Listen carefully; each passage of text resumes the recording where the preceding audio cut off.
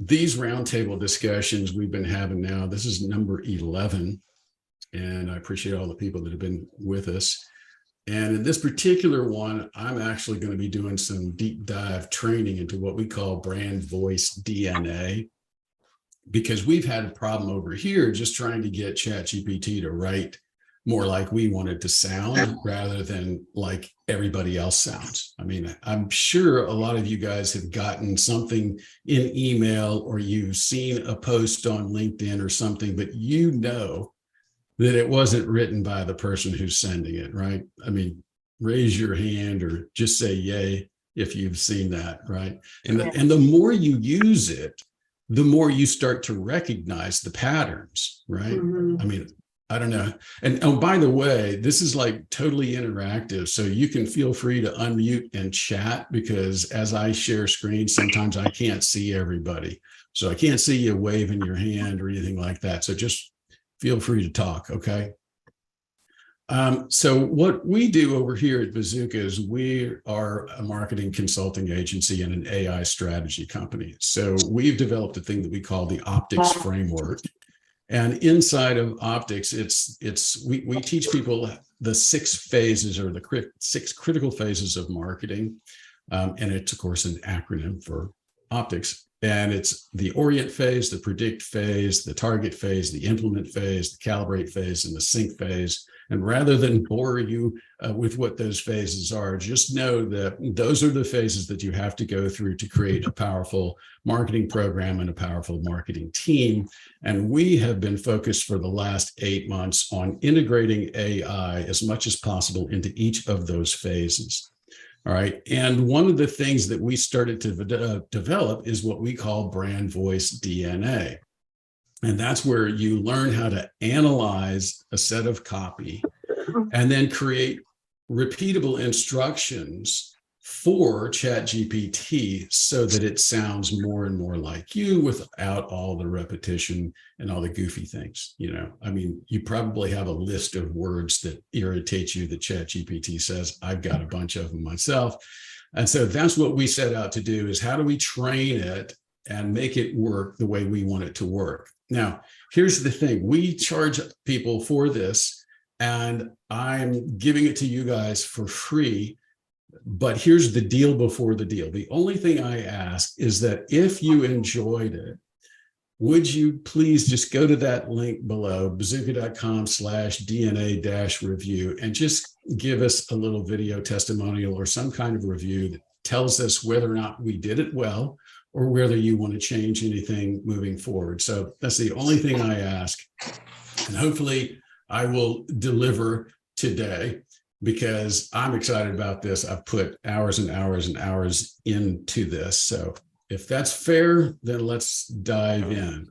Oh, and also, if you want access to the replays, you can get access to the replays at bazooka.com/roundtable-replays. All right. Well, look, speaking of last week, I'm going to review this really quickly so that everybody who wasn't there last week understands the framework that we use when we're creating these prompts on ChatGPT.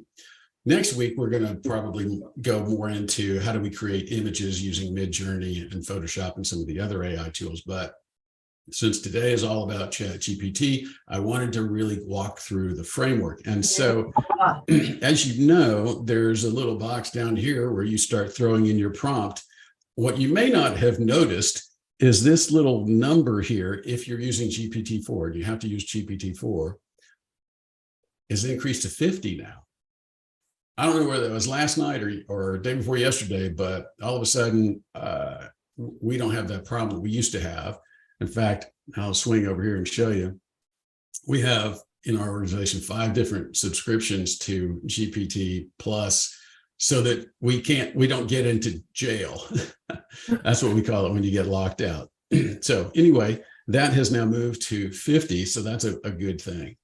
Okay, now you typically would go ahead and run down here and put in your prompt. And a lot of the prompts that you see out there look like this, where they think this is what we would call a scalable prompt, but it's really not a scalable prompt. You know, it's just another way to say the same thing, where you're asking GPT to do the same thing that everybody else is, but you're just replacing stuff. So you would say, create 3 tweets using a descriptor, and then you have to type in that little thing, tone of voice, each related to this article, and then you would paste in a URL. That's kind of cumbersome if you have to do it over and over again. So this is just a simple version. There are way more complex versions. So what we do instead is we stack information ahead of the prompt. We call it prompt sequencing or prompt stacking. And we have these different containers that would hold specific information. And so what it looks like, these containers can be anything that you want, but we will put URLs in a container. We'll have context information in the container. We'll have style variables in a container. And then we'll put the prompt. Now, they can go in a different sequence, but like every now and then I'll put the URLs underneath the prompt itself. So what does that actually look like? Well, instead of the prompt looking like this, it would look something like this. So the prompt would just say, using style and context, write 3 tweets about URLs. And here I'd have the URLs. And in this case, I only have one. I would have these context variables, and I'm going to show you exactly how to do these. I'd have style variables as well, and I'll show you how to do these. Now, it looks complicated, but it's going to get even more complicated, and then it's going to get really simple. All right. So I just want to show you how this actually works. And I'm going to show you, we're going to take a blog post and we're going to analyze it. And then we're going to turn around and try to create a topic around that. And this is where the audience participation comes in. So I have a bunch of different posts up here. I have one from The Onion. I have one from Gary V. I have one from Copy Blogger. I have one from TechCrunch, from Tim Ferriss. It would load. Seth Godin. There's him again. And then, of course, E-Trade. All right. So different ones up here because they all have different uses. And of course, this is a blog. When I'm finished showing you how to do the blog, I'm going to actually show you how to do emails so you can write in your own email tone of voice. I don't think we're going to have time, but we have prompts in our library for analyzing the construction of a web page. Now, if you're in if you have an agency and you build websites for people and they go, I like this website over here, and there's a specific style of construction, we have a prompt that would analyze that style of construction and then turn around and create a whole new one with the same construction style and develop the copy. So you talk about a ridiculous time saver. It will do that for you. So we have all these prompts in here, and that's why I call them scalable. Yes, sir. Would that work for analyzing not the sort of design style, but the content architecture, like the global nav structure of competitive websites? I could create one that does, yes. You have to kind of get really specific about what you're looking for. And I'll show you how we've done that in the past. Like, for instance, we have prompts that analyze competition. Okay. Now, it's way trickier than you'd think because not all websites have the stuff that you're looking for. But if you do, like, for instance, I did a competitive analysis for a company that's in the traffic sign business. And they have a set of products. And I looked up their competitors. And fortunately, the majority of those competitors had products also. So I wrote an analysis that would allow it to then compare the product mixes and then tell me where we could compete. I don't know whether that's kind of what you were talking about. Yeah, what I'm looking at is in B2B software, you're constantly iterating and introducing new things, and there's this sprawl to the market. So there's platforms and products and solutions and use cases and verticals, and you're trying to kind of create a somewhat standardized way to present that to the market based on how the competition is helping to sort of craft the narrative. So it's almost like a content structure Venn diagram where you're finding the commonality that the market's been conditioned to. and Mhm. using that to organize your own messaging framework? Yeah. Well, I tell you what, Beggar, as we go through this, it may give you some ideas.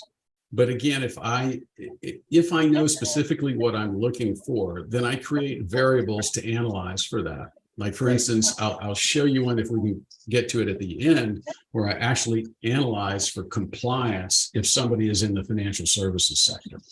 Okay. So there's a lot that you can do with this. Okay. So it's just simply a strategy, but you have to be thinking through it. So what I'm going to do, let's start with the prompt, and this is going to freak you out, but have no fear. We're going to take this particular one right here. All right. And I don't know how many of you use Notion, but we really like it because it helps us organize the prompts, put them in a structure, allow us to release them when they're ready so everybody can use them. But this is kind of our style. We put notes in here that says what kind of plugins we need to operate the prompt. We tell it what type of prompt it is. Are we talking about context, preach prompts, or is this a client prompt? Like we have prompts just for our clients. All right. This is for the phases of optics that would fall within. This happens to be what we would call an implement prompt. This one happens to be approved. It's a marketing thing, but it could also be for copywriting. It could be for email. It could be any number of things. So you have categories that you could put it in. All right. So this is the beast. You can see here that we defined the role that we want ChatGPT to play up front. You could be a copywriting expert. You could be a direct response copywriting expert. You could be an analyst, a marketing analyst, whatever you want the role to be. You define the role ahead of time. These context variables are descriptive, and you'll see how these work in a minute. And these style variables are numeric. And we use typically a rating scale of 1 or 0 to 10, actually. All right. And it looks like a lot. And then I want to know what's the storyline. Now, if I'm trying to clone email, I don't necessarily have a storyline. But if I'm looking at a blog post, there's frequently a storyline. And I want to know what techniques they're using to tell the story. All right. And then I'm going to give it the sample that I want it to pull from. And then here's the magic. This is the prompt. I tell it, I want you to assume the role, and I want you to analyze the sample for the writing style. And then I want you to complete the context, the style, and the storyline. In other words, I'm not filling this crud out. I want you to. Okay. That's where it gets really simple. So it'll actually analyze and pull all this stuff down. And then I'm going to tell it, look, for style, just use the numeric rating from 0 to 10 where appropriate, and notate it as n/10. All right. Anybody have any questions so far? All right, cool. So the cool thing about Notion is I can just— quick question. What's that tool that you're in? What's that tool that you're in right now? It's called Notion. Notion. Okay, thank you. Yeah. Yeah, and at the end, I'll show you if you want access to something like this, I can give you an idea how to do that too. Okay. All right. So we're just going to hit this little button and it copies it to the clipboard. Then I'm going to go over here to this particular version of ChatGPT, and I'm going to make sure in my plugins that I got Web Pilot turned on. Now we have a million of them that we could select. And there's a whole much more in the plugin store. If you've never used it, I highly recommend it. But just make sure if you haven't, you want to go into settings and beta, go into beta controls and turn it on. Now, this one I have turned off in this particular one. I have it turned on in the other ones. I'll show you how the custom instructions work if you're not familiar with it. It was just released, what, a day or two ago? So it's pretty interesting. So you turn on the plugins. If you haven't played around with Code Interpreter, that's pretty cool too. I've turned it on, but we're not going to use Code Interpreter. We're just simply going to use this particular plugin. And again, it's called Web Pilot. All right. There are other ones, link readers, etc. I've just found Web Pilot to be more reliable. We could also have these analyze PDF files and a lot of other things. I will tell you this, if you're trying to analyze a PDF file, this really starts to hallucinate if you have a PDF file over 3 pages. It goes nuts. So just be aware of that. It just makes stuff up. Okay, so we're going to go ahead and we're going to paste that prompt. So we have the whole thing now pasted in here, but we need the sample. So let's go back over here, and whose writing do you want to emulate out of all these? Anybody have any preferences? You want to Gary do Gary V? Vaynerchuk. You want to do Gary V? All right, so let's take a look at what he says. I'm still pumped. So many of you, blah, blah, blah. Here's some pieces of advice. This doesn't really sound like Gary V because I don't see any F-bombs in here. You know, if you know him, he's dropping F-bombs every time you turn around. Oh, great. Maybe it was cleaned up by ChatGPT. Maybe. All right, so we're going to go ahead and then we're going to analyze Gary V. And I'm going to do another one. I'm going to analyze the onion just so you can see some of the stuff that is crazy about the onion. All right, so we're going to analyze it.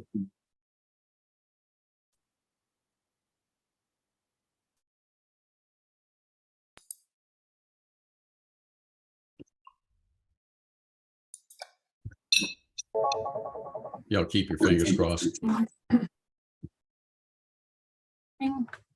That's incredible. Yeah, it's pretty cool. And I'm going to go over these in a second and explain it to you. Not every one of them, because we'll go nuts. But some of them you can kind of figure out what we're talking about. SEO level, hook level, intensity, pacing. Down here, this is when you're kind of analyzing something like the onion. Exaggeration, sarcasm, parody, absurdity, formality, hyperbole, visual humor. If we were in the onion, you'd see this thing have some serious numbers on it. Now, you don't need to use all these, by the way, when you're analyzing. So you can cut a bunch out, and you certainly don't need them when you're actually applying it to copy. But I just wanted to show you the massive amount of information you can pull and then show you how easy it is to tweak. Because if you've ever written something with ChatGPT, then you know, and you're always saying, can you quit saying this, or can you tweak that? And y'all hear that? Listeners, just me hearing the leaf blower. Can y'all hear a leaf blower in the background? No. Okay, good. No. Good. I do have a Good. question though, really quick. Yeah, go ahead. How consistent do you find these ratings from session to session? I'm sorry, say that one more time. Like if you were to do this in a completely different session, like how often are the numbers, like how consistent are they? Do they match, or is it, you know, does it give you different ratings? Yeah, if I'm analyzing the same piece of text over and over again, the ratings will be exactly the same. The only thing that you'll see a slight variance in is how it describes something up here. Very, very slight. It may use, because that's descriptive. So it might write this differently. It might write this differently. But that doesn't necessarily matter, because some of these, when we go writing, we're going to change anyway, right? I need to change the description if I'm going to write something. And I need to change the type, etc. So there we have it. So is everybody good so far? Any other questions? Okay. All right. Now watch this. We're going to take John, this whole, yeah. Backing up just a little bit, you went on the ChatGPT website. You changed the parameters, and I'm in my version right now, and it's not letting me do that. Is that a special version that you have? Yeah, 4. Yeah, I have that too. That's just the. You have it GPT enabled? Plus. Did you? Yeah. Did you click on it? I clicked on it. Yep, and I just don't get that extra drop down that you get. I wonder why not. Oh, you don't have it turned on then, maybe. If you go over here into settings and then you go to beta, that's what I was showing you at the front end. You have to turn on plugins. Okay. All right. I'm on board now. All right. I appreciate it. I saw you do that. And I'm like, okay, where does that fit in? Okay. This way. Yeah, okay. That's where it goes. Perfect. Okay. So now that we got this, what I like to do to make it simple on myself is I'm just going to copy this thing, and then I'm just going to run over here And I'm going to just create a quick Google Doc. Oh, fart. Maybe I don't want to do that on this one. How about I just go over this one? All right, so I'm going to go over here and we'll do it one more time, this time with feeling. Create a blank document. Paste without formatting. Now you can see the whole beast. Okay. All right, so now that I have these things, what I want to do is say, we want to write something. Okay, so that means that we need to figure out what we're going to write and replace a couple of these things. So we can make this really simple. So feel free to give me a topic and then we'll make up some bogus stuff. Anybody have a topic we want to write about? How about something related to marketers' use of ChatGPT and for prompt engineering? Gotcha. Ooh, kind of. Meta. Say what? How meta? Meta, because the topic is about what we're talking about. Where do you want to put meta? No. Sorry, it was just a joke. Someone Okay. oohed and awed at my suggestion. Oh, okay, gotcha. I thought you were going to say because when you're talking about meta, all of a sudden You're thinking thinking Facebook. Facebook, yeah. And I was like, what are we going to do? Okay. Let's see. Oh, I know how marketers can use ChatGPT called Bazooka. For better results. I don't know. All right. So we don't really have to have a product or service in here. So you could actually delete it if you're not writing about a product. But if you're trying to pitch the product inside of your post, you would leave that in there and it would try to integrate it in there. All right. So we could leave that out. And here we might just say, this is for marketers.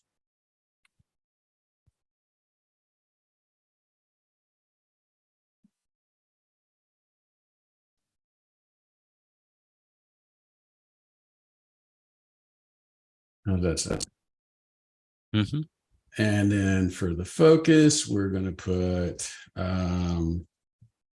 sales growth and then better copywriting. I don't know. I'm just making stuff up here. Y'all feel free to correct me. And then the description inside of here, you could say, if you have any ideas that you want to inject or anything like that, or you could literally leave it blank as well. And then you might, let's see, we could just say this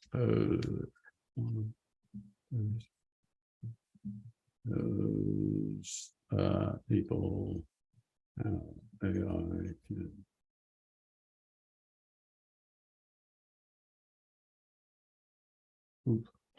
man, I really suck at typing, y'all. I'm so sorry. Their marketing departments. I don't know. All right. And then here we'll say I. Okay. And we don't have to have any information about that. Now, if you wanted this to be, pardon me? Or was that background noise? Okay. So you can see, you could, if we wanted to make this a really logical argument, we would change it to logos, right? So you change these depending on how you want it to sound. We could write this in the first person or third or whatever. I'm going to leave everything else pretty much the same. All right. We don't need these. Unfortunately, that was the bold symbol that didn't quite carry over.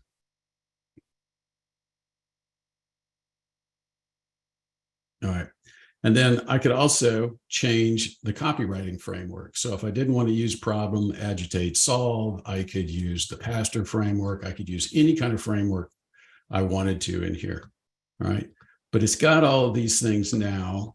So what we could literally do is we can take all of this and then let's go back over Hey, John, on Um, those frameworks, or mhm. do you have any background reference architecture that it's going to for those frameworks, or are you assuming that it knows them? It So like, knows them. It knows okay, them. so if I said Challenger methodology, Yeah, it okay, would write it. Yeah, got it. yeah. I Can you always just be check here as just to well? make sure. Sorry, unplug your.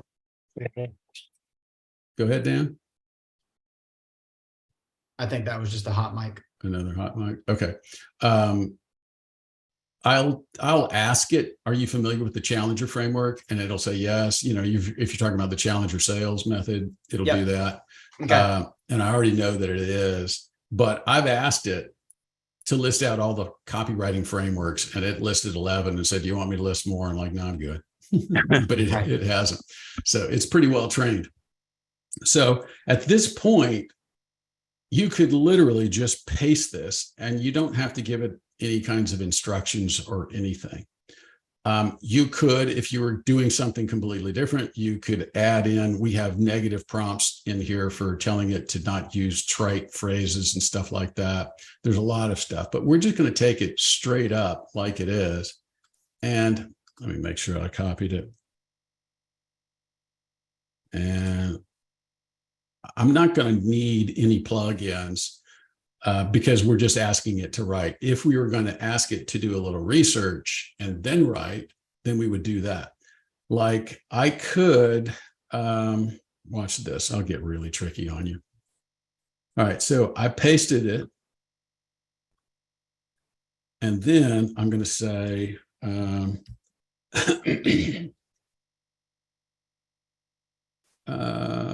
let's see.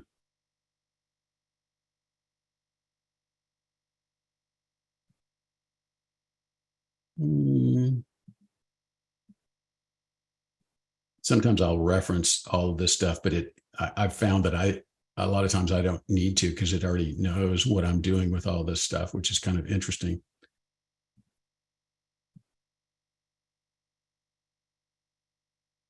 Oh, phooey.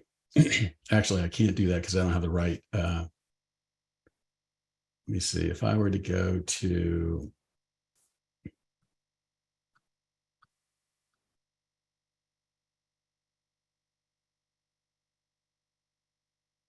here we go. I'll turn on AI tool hunt.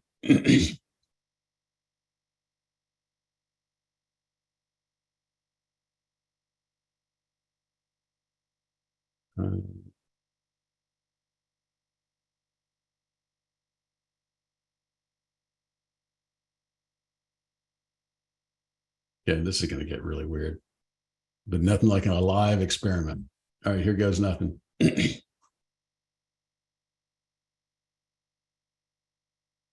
See, it's tapping into the tool hunt to go find a few.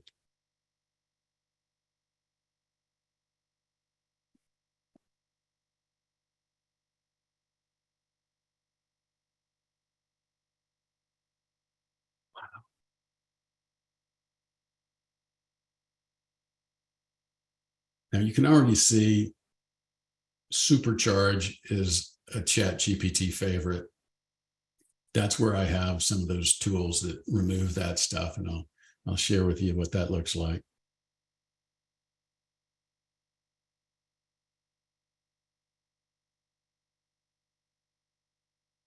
We have a blog post prompt that actually breaks it into sections. It allows us to create a 12 or 15 or 1700 word blog post.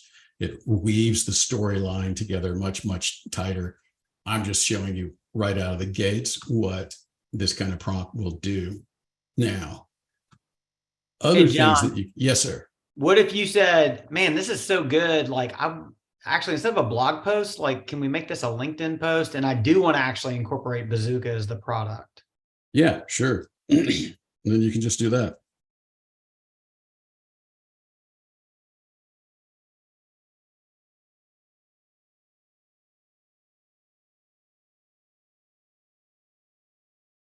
What's this? Training here. I got to go.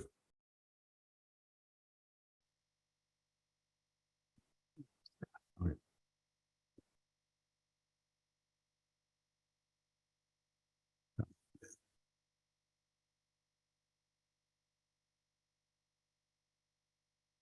if I were to do this, copy that, go over here.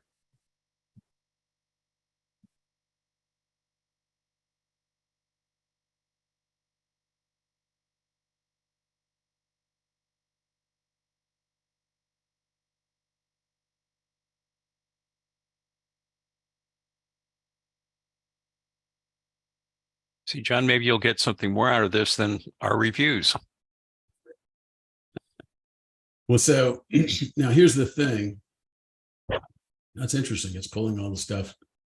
But see, this is the stuff that I tell it to quit saying. But that's not all. And jump Well, it's like also that. writing it from like a third person perspective. I recently stumbled upon bazookas. Yeah. So that's where you have to kind of go in and Coax it. fine tune. And what I typically will do is here, I'll show you. I'll go over here because this is where I have it. If you go into custom instructions, you can see that's the new thing that they just popped up a couple of days ago.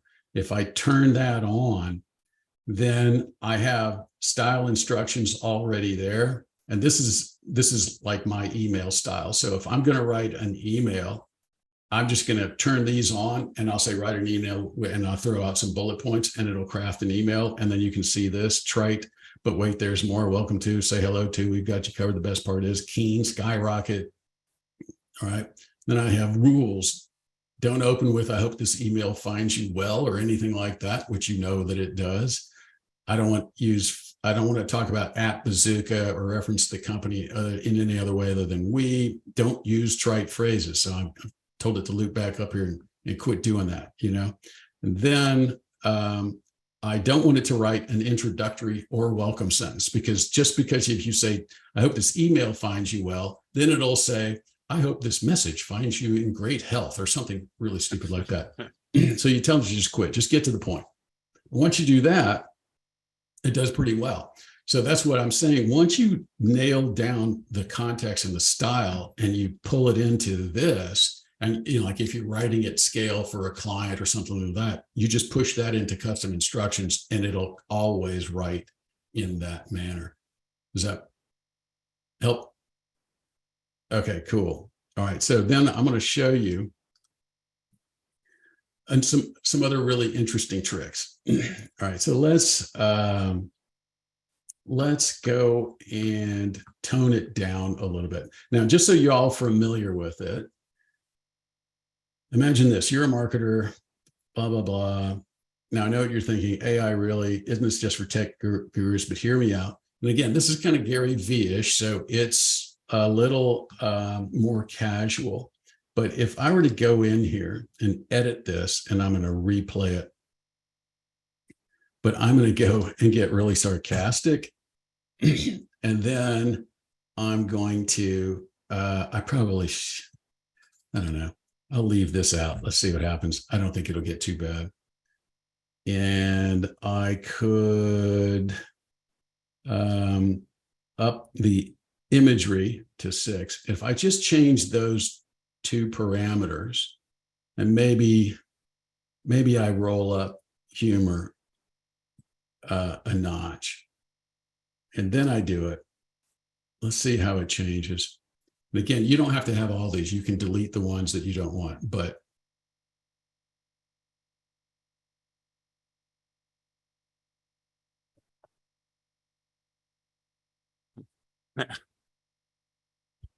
Well, it has buckle up, folks. Wild ride. Maybe we can edit that. But but wait, there's more things still coming in. That's where I would need to come up and tell it to quit using the trite phrases. Well, if you didn't want trite phrases, you shouldn't have emulated Gary V. Also true. Now, I want to show you another really interesting trick here, because this gets kind of fun.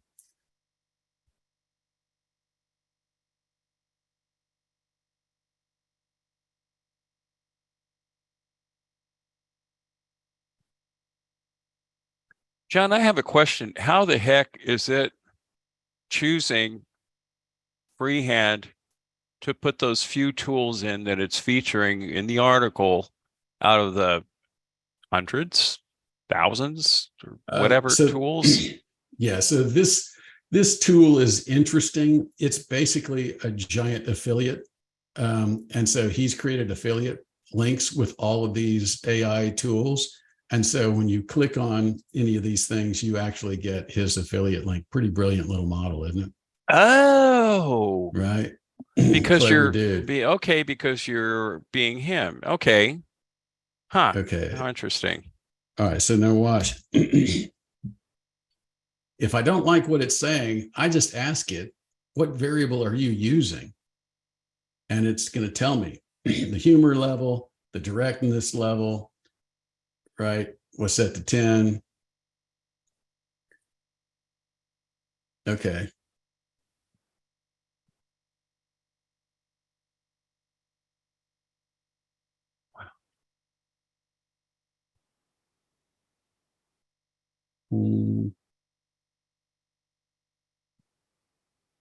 There's a better way to say this, but I'm just going to say it simply. Boom. And then it tells you what to adjust. Now, when we're doing prompts, literally, we probably don't have this many, but like I said, I'm just showing you everything at once. So I might only have like 6 or 7 different style variables, but it's really interesting once you fine tune this and then you have it for a client or for your own copywriting. It really does a good job. I'm going to show you on my end what I did. So I went and I analyzed a bunch of emails. Okay. And I'll show you what I did. Let me move this out of the way. Okay, so these were actual emails that I sent to different people. All right. And I just copied them and pasted them here. And I want you to pay particular attention to this email because all of this text came from ChatGPT, where I had it look up competitors for this company and give me a description of it. Okay. But I gave it, I don't know, 10 emails to analyze. Okay. So here's the analysis. And this is the prompt. And then I threw in samples. So instead of using a URL, I gave it actual text samples. And there you see all that stuff that I pasted in. And then I said, I want you to analyze email samples for writing style, then complete the stuff, give me the deal, right? So it does. All right. So it gave me everything. Then I turned around and I said, now I want you to write an email to Joe Schmo telling him I enjoyed meeting with him. I appreciated his candor and openness. We're going to be working on his profit acceleration roadmap over the next few days. We'll be examining the competitive stance and we'll be generating ideas that'll help move the needle in the 12 areas of impact we discussed. Looking forward to reviewing the findings with him on Tuesday at 3. All right, so that's my prompt. That's all I had to do because I put all that inside the custom instructions. Okay, so I didn't have to do the prompt again. But look what it writes. Delightful meeting and next steps. I would never say that. That's nauseating. Just a quick note to tell you how much I enjoyed our conversation over the next blah, blah, blah, blah, blah, blah, blah. It just goes on. And I'm like, whoa, that isn't it. That's not me. So what I did was I took out that text that was generated by ChatGPT in this email. I redid the analysis. All right. So you can see here, if I go down to that particular email, I cut it all out. It gave me new numbers. And then I had it rewrite the email using the exact same prompt. And it did a way better job. And then I was like, okay, why are you using words like scrutinize, queries, and collaboration? Not that I wouldn't use them, but I was like, what do I need to do to tone it down? And it's like the jargon parameter. Set to 5 if you lower it. Okay, so I go in, I lower it to 5, and now look at the writing. Had a great time talking with you. You're open and honest, right? over the next few days, we're going to, this sounds like me. This is how I would write. And so now I have that blueprint. And then all I do is I go over to my prompt library and I have a writing style, John Munsell writing style, email. And there you go. And the things that I add now to that are I have my name, my title, and then I change this out. And then the educational level I can adjust up or down as well. So anyway, I thought that it did a pretty good job. And so now moving forward, all I would do is I would take, if I'm going to write emails to myself or to people, I paste that profile over here. Yeah, I did drop the educational level down to 10th grade from college, and that was it. But that's all I got. And it works like a charm. Oh, yes. And I did put this stuff in there, the negative prompts as well. But that, ladies and gentlemen, is how you pull off a DNA. Talk to me. What kind of questions have you got? Because we have 15 more minutes, and I'll be happy to answer any other questions. I'm sure you got a few. Yeah, John, this is John Thompson. Hey, John. Yeah, I missed the last 2 sessions, but this is incredibly informative. Thank you. We're starting to move down. We actually created all our technical writing and gathered everything we could and put it into a database, and we're referencing it. It's actually coming up with some pretty good stuff. We want to move down 4 cycles. The first one is just get the reference guide to function to ask a customer support. The second is to start using it the way you're doing it for marketing, blog, and so on. Like, give it what is the value of flow in project management kind of stuff, and push that out as blog articles. Mm-hmm. More importantly is to use it for suggestions within our own product. In other words, inside our product, the customer can start asking, well, how would I start going about growing my company and understanding the sequence of resource elevations required to do that? We can do that manually. And that's really where we want to get to, is helping people grow their business by, being able to really use our tools. So what you've shown here, I think, is possibly a direction we can use. Yeah, I know that it is, because each thing you write is going to be different. Like for instance, you might have people tell you that your user manuals are too technical or something like that. So you can dial it back and rewrite them like that. Yeah, exactly. And that's really cool. I didn't show you, but I don't know. I want to keep it open for questions. But we have a client, the one I was telling you about, that's in the traffic business. They've got 1,000 products on there. Out of the 1,000, 900 of them don't have descriptions. I can go into ChatGPT now that I've actually mapped it up and I know how to write their product descriptions. Most of those products, actually, you can Google and find a similar product. And so by literally just typing in the name of the product and pushing in the prompt, this thing generates product descriptions that I can then put on the website. So instead of this taking literally hundreds of thousands of dollars in copywriting time, I could do it a whole lot faster and a whole lot more effectively. So I've got 2 more comments. One is we have 14 languages in our product, right? We've got people all around the world. We're in about 10 different countries. First point, I'm just wondering, kind of dialing down to 10th grade level would probably give you a better translation. That's just off the top of my head. Mm-hmm. But something else, and that is we're having different people write all of our copy, all of our content, technical content, and they all have different styles. But what you're showing me here is we can have one style. In other words, we can dial it in and say this, and it'll rewrite all of that stuff into one style narrative. Beautiful. Yeah. Thank you. Yeah, this is brilliant. Yeah. No, that's the magic of this. And, again, coupling it with a prompt database like what we've built in Notion allows you to pull down what you need at the right time and scale. That's why I call it a scalable prompting system. See you, Julie. Thanks for coming. So that's why it works for us at scale. And you'd be surprised what you can do with it You just have to figure out how you're going to map different styles and different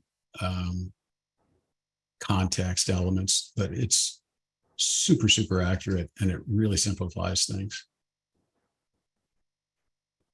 Anybody else have any questions or thoughts? Anybody have any idea how they might use it in their organization? I do, for sure. Like I've been, we're actually going through a brand voice exercise at my company. So we've been kind of, we developed a rough outline of where we want to be with our brand voice. And I've used that in GPT to kind of rewrite some prompts or some content from our website. And kind of, we use that exercise to help develop their full guidelines. But the way you've organized your prompt, I feel like would be a lot better in getting a consistent output, because we've had a lot of those issues with the types of words we don't like or phrasing we don't like. So adjusting that, I think, would help out a lot. Yeah, you'd be surprised. But like I said, I gave you the fire hose version of it. You can thin this down and make it very, very basic and very simple, but it works really well. And I know that somebody just asked, how do we get access to this? So here's what I have. So again, if you want access to the replays, if you go to Roundtable-replays, if you really enjoyed it, if you got anything out of it, I would really appreciate some kind of a testimony or at least some feedback. And you can do that here at DNA-review, bazooka.com, DNA-review. Here's the deal I'll make you. Huh? Can you email that link? Yeah, absolutely, Bob. All right. I just put it in the chat too. Yeah. It's in both spots. Yeah, I but want what you were about to say. What you were about to say, John? No, go ahead. What I was about to say is that we plan on that. That's why I'm so behind. We definitely plan on using these modules and these prompts to help with our direct marketing when it comes to trying to market to different other companies in regards to our IT company itself, because that's my job basically. So when I'm really appreciating you actually inviting me on this. So thank you so much. Bet. No, there's a lot that you can get out of this. By the way, if you want access, well, first of all, if you give me a video testimonial, I'll give you a ridiculous discount on this advanced training that we got coming up. It's a really ridiculous one.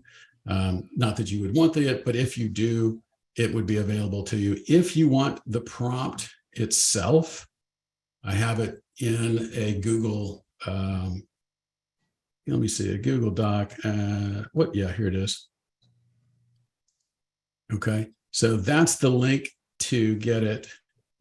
Just go to DNA prompt request, and then, and that, yeah, Face put that in the chat. If you just go there, there's just a little form. Just fill out the form, and it'll instantly email you the link to this particular prompt. All right, and it gives you an explanation of all the parameters as well. So if you want to know what jargon use is or intensity, it's going to give you all that. So I've got it all written up so it's nice and neat for you. There are other storyline settings, by the way, that we didn't put in there, but you generally wouldn't use this unless you're actually trying to write a legitimate short story or something like that. But hopefully, this gives you everything you need. If you have any questions, you're always free to ask. And if you come back next week, we'll cover any questions you might have as well. And then we're also going to be talking about, like I mentioned before, we're going to be talking about creating images using AI tools. Now, I will say the first thing you got to know when you're doing this, just to kind of recap, is that you want to really understand that prompt framework that I've been sharing with you. You can use it to analyze blogs, emails, web pages, legal documents, product descriptions. I talked about audits, so you can run an SEO audit if you're doing that. Compliance audits, landing pages, if you know what parameters you're looking for. Then you apply the DNA after you've analyzed it, and then you test it on something that you've written and refine it. You know, you shouldn't have a whole lot of stuff, but you saw how you just ask it, what's making you do this? And then it'll tell you, and you dial it back a notch, and then you put it in production. And that's basically the steps that we go through to pull all that off. All right. Any other thoughts or questions? All right. Thanks, man. I appreciate that. Well, I see why the Writers Guild's on strike now. Probably the wrong time to go on strike if you're in the Writers Guild. John, a question. Go ahead. A picture is worth 1,000 words, right? So next week's going to be good. But at the same time, our technical papers or reference guide is obviously full of pictures. So how do we reference and pull that stuff in?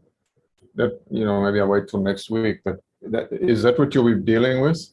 Well, so you're talking about pictures that aren't something that you need AI to generate. You're talking about the pictures that you actually have, right? Exactly. Yeah. So that's tricky. ChatGPT's code interpreter does not do a good job of analyzing images. I have seen some other tools that do, but do your pictures have words on them, or are they just pictures of machinery, or tell me what? Typically, they'd have a title heading, and then also on the picture itself, it would have a pointer, you know, click here kind of thing to do this. So there is, let me call it intelligent text on the picture. So then what you would probably do is tell, you could create a parameter in there, and maybe that's something that you and I could work with on the side, but you could create some parameters in there that tell it that you're going to have images that describe X, and then have it insert those images in the copy where it seems that it's appropriate. But then you'd have to have it reference it, because you're going to have to manually pull it all together anyway and figure out where to put the image. That's about the best I could think of, you know. Yeah. I just know that if like what we do when we're writing long form blog posts, we will then have a follow-up post that says, okay, great. Now I want you to recommend a featured image and some other images and tell me where they should go. And it'll actually describe the images. And then we turn on another plugin called Photorealistic, and it'll actually create the prompt in Midjourney to actually develop that image. You know, if you're looking for a specific style. The only problem with Midjourney is that it doesn't really put words in well, and it has a hard time with fingers. So other than that, it makes some pretty nice images. Okay, thank you. All right. Any other questions? John, you used a particular style today of a blogger, right? That was Jimmy V. Is that Gary anyway. Vaynerchuk? Okay. You know, obviously that was somebody that might be interesting type style for you, but does that mean that that guy is interesting for a lot of others? How do we use maybe ChatGPT to help us determine what's the style that we should be using? Well, theoretically, you've got a style that you're comfortable with, right? So you have writings that you've maybe already done and that you like, or you find somebody whose style you like, you find a web page whose style you like, and you emulate that. What I was showing you, like for instance, on my emails, I gave it a bunch of samples of how I write emails, and it got really tripped up when I used copy in there that wasn't mine. So I had to pull that out. Once I did that, it really got interesting. Now, for our clients, sometimes they'll say, I really like this website, you know, I really like the way they're marketing. I'm looking at it, I'm like, okay, but if we want to convert, you know, visitors into customers, we need to look at maybe a different one. And I'll help them find one. And I go, oh, how about this style or that style? Or other times they pick the right one. And then all we do is we try to marry it up, and we try to figure out, okay, what is their writing style? You know, how well are they writing hooks? How well are they weaving the content together? And that's where we run that analysis. And then we turn around, give it some things that we want it to write, And then the thing that I like about it is in seconds, it's 95% accurate. If I were to hire a copywriter, I could tell you in days or weeks, I would be 60% accurate, and I'd spend a whole lot of time trying to clean it up. Hey, John, I just want to highlight in the middle of that, you said, if what we want to do is convert visitors into leads or, something to that effect, right? Yeah. That's where it starts, right? It start with why. What are you trying to achieve and who's the audience? Your style doesn't really matter. What matters is your audience and what you're trying to achieve with them. Most of the time, you're not going to get it right the first time anyway. It's an iterative process. So you want to be able to test these things. But I think one of the number one things I see brands do wrong is start with a predetermined style rather than sort of exploring what styles work for the audience and what they're trying to achieve with them. And by the way, go beyond your industry. Don't just look at your competitors. We do an exercise where, when I'm doing marketing roundtables with a new team, it's what brands do we aspire to be like? What do we like about Tesla? What do we like about Amazon? What do we like about their tonality, their voice, and their brands out there that go kind of off color with things and really find that mix to curate your voice from those different styles. Yeah. So it's a little bit of everything in there. The main thing is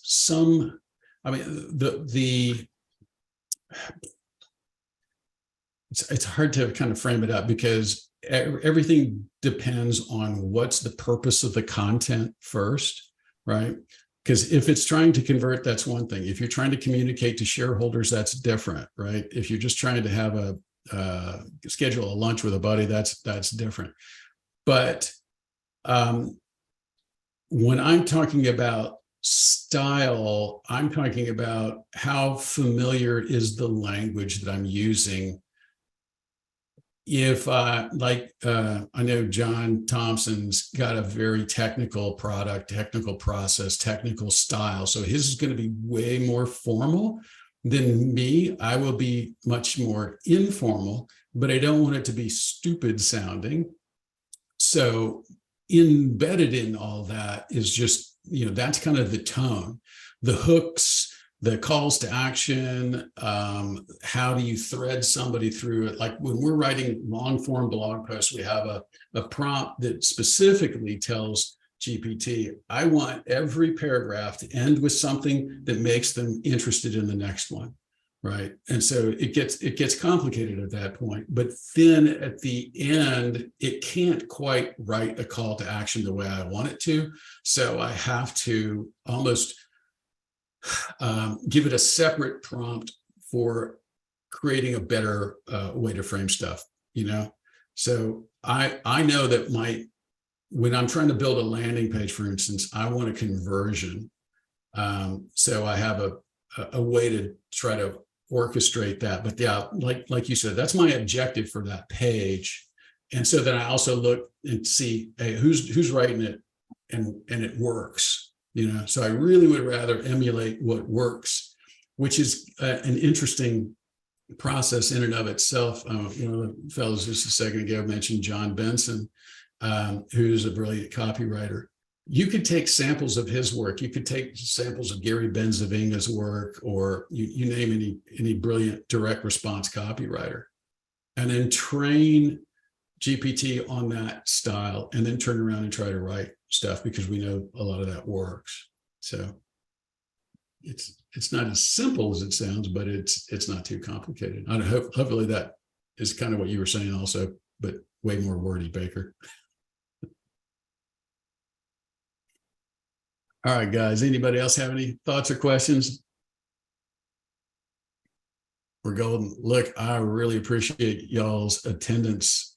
It was a really good crowd. So if you have any questions, feel free to holler, reach out, and y'all have a blessed weekend. Take care.